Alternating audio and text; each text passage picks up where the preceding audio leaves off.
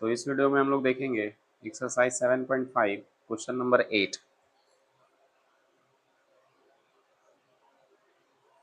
फिर से इसको हम लोग पार्शियल में तोड़ेंगे। X upon x minus one का whole square x plus two को लिखा जा सकता है ये ए अपॉन, पहले इस वाले फैक्टर को जब हम लोग ब्रेक करेंगे पार्शियल फ्रैक्शन में तो ये ब्रेक होगा x minus one plus b upon x minus one का होल स्क्वायर। फिर इस वाले फैक्टर को ब्रेक करेंगे तो plus c upon x plus two होगा।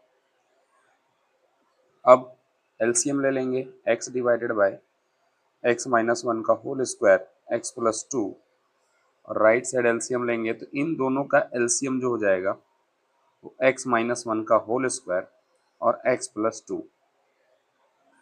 अब यहाँ से एक्स माइनस वन, एक एक्स माइनस वन कटा तो यहाँ एक एक्स माइनस वन बचा और ये एक्स प्लस टू बचा, तो ए का जो मल्टीप्लिकेशन हो जाएगा वो एक्स माइनस वन और एक्स प्लस टू के साथ हो जाएगा, प्लस ये और ये कटा एक्स प्लस टू का मल्टीप्लिकेशन बी के साथ, तो बी का multiply X plus two plus फिर से एक्स प्लस टू, तो एक्स माइनस वन का होल स्क्वायर का मल्टीप्लिकेशन सी के साथ, तो C multiplied by x minus one का होल स्क्वायर। तो अब यहाँ से ये डिनोमिनेटर कैंसिल, बचा हमारे पास x is equal to a x minus one x plus two plus b x plus two plus c x minus one का होल स्क्वायर। फिर से हम लोग यहाँ पर अब पुट करेंगे, जीरो बना करके ए बी सी का वैल्यू निकालेंगे। तो पुट x का वैल्यू वन पुट कर देते हैं, तो x इक्वल्स टू वन, तो ये वैल्यू हो गया वन। राइट साइड ये टर्म जीरो हो गया, यहाँ आप वन पुट करेंगे जीरो होगा। ये सी वाला भी टर्म जीरो हो गया क्योंकि वन माइनस वन करेंगे जीरो, जीरो का स्क्वायर जीरो। मेरे पास केवल और केवल बी वाला टर्म बचा, तो बी वन प्लस टू यानी one is equals to three b, तो बी की वैल्यू आ गई हमारे पास वन अपॉन थ्री, ये बी की वैल्यू आ गई। ठीक वैसे ही हम एक अगला वैल्यू निकालेंगे, तो x के जगह पर हम अब माइनस टू पुट करते हैं, तो माइनस टू से फिर ये जीरो होगा और ये वाला जीरो होगा, हम पुट करते हैं x equals to minus two, left side minus two, ये टर्म जीरो, ये वाला भी टर्म जीरो, यहाँ पुट होगा c minus two minus one का होल स्क्वायर, तो minus two is equals to c minus three का स्क्वायर करेंगे तो नाइन होगा, तो c की वैल्यू आ गई माइनस टू अपॉन में नाइन। अब मुझे a की वैल्यू चाहिए, तो a की वैल्यू के लिए मुझे b और c को जीरो बनाना होगा, ये वाले टर्म को। यहाँ पर हम देख रहे हैं कि कोई भी ऐसा कॉमन फैक्टर मुझे नजर नहीं आ रहा है जो दोनों को ही जीरो बनाए। तो किसी एक को जीरो बनाने के लिए हम अगर यदि यहाँ माइनस टू पुट करते हैं तो फिर से ये वाला जीरो हो जाएगा जो कि हम कर चुके हैं। सी में हम पुट करते हैं वन या फिर वन पुट करते हैं तो ये वाला टर्म और ये वाला टर्म, तो ए के जगह एक्स के जगह पर हम वन तो पुट नहीं कर सकते और माइनस टू तो नहीं पुट कर सकते क्योंकि वो ए वाले टर्म को जीरो बना रहा है। तो इसके अलावा क्या करा जाए, तो इसके अलावा अब कोई सा भी वैल्यू आप पुट कर सकते हैं यहाँ पे अपनी मर्जी से। अब यहाँ पर आपकी मर्जी है कि कोई सा भी वैल्यू पुट कर सकते हैं जो आपके लिए कॉन्वेनियंट हो। तो वन पुट कर लिए, माइनस टू पुट कर लिए, तो सबसे आसान है कि हम जीरो पुट कर लें।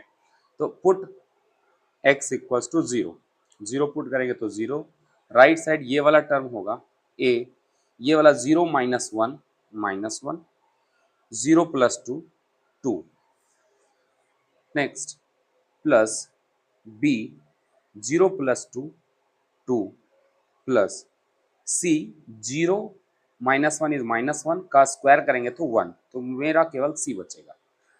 तो अब यहाँ से आया जीरो इज इक्वल्स टू, ये हो गया minus two A plus to be और प्लस सी। अब क्योंकि मेरा बी और सी का वैल्यू हम पहले से ला के रखे हैं, तो बी और सी का वैल्यू हम इस इक्वेशन में जाके पुट कर देंगे।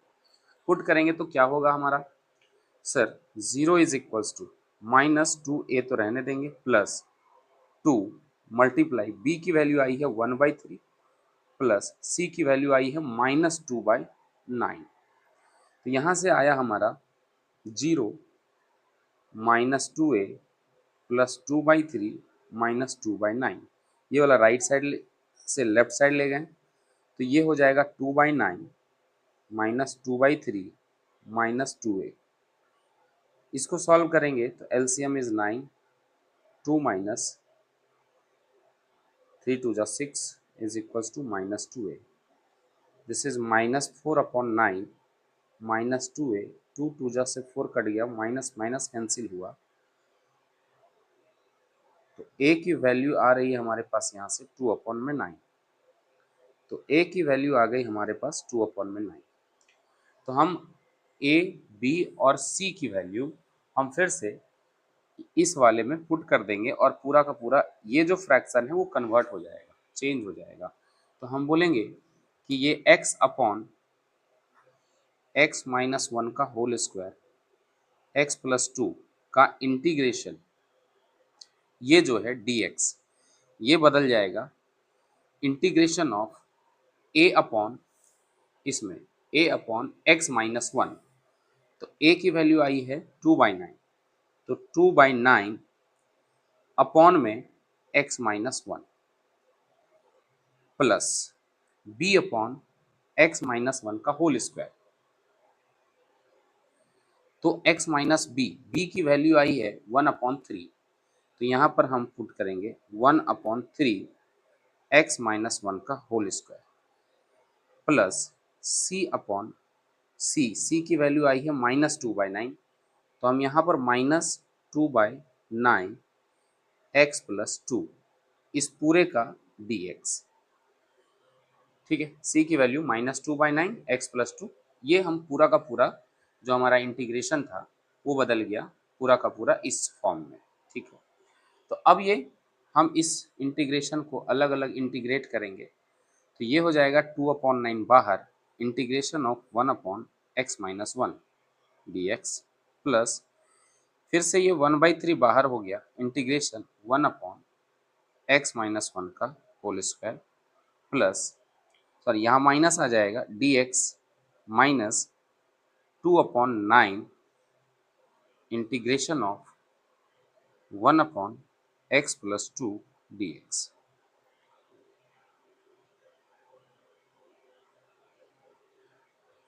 तो इसके बाद अब हम अलग अलग इंटीग्रेट करेंगे, तो हमारा इंटीग्रेशन होगा